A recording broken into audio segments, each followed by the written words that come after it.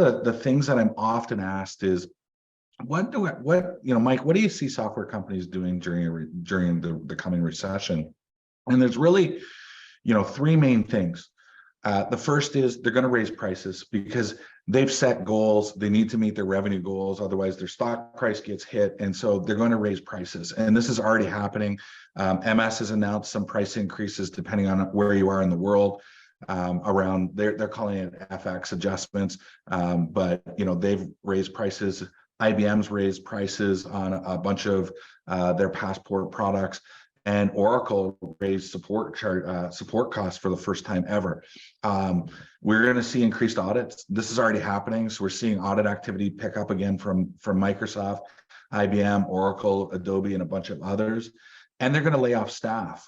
And we're seeing that already. Some of the layoffs, I think, are they pending due to economic uncertainty? Maybe, but I think these tech companies will probably use as an opportunity to right-size staff where they think they have bloat.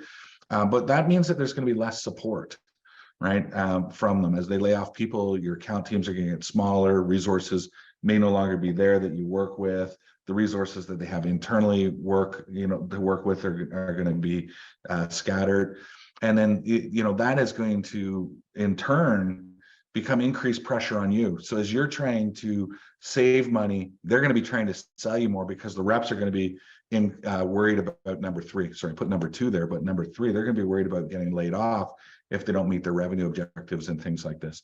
So this is not happening just besides the recession. We sort of seen some of this coming for the last little while before the recession coming.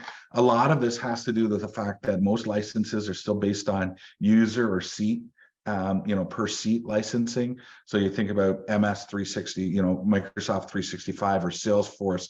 They're based on the number of users, and those are not growing. Companies have not been growing, at their traditional rates the last 18, 24 months. And as that happens, migrations are slowing, which means net new license revenue is slowing as budgets get decreased.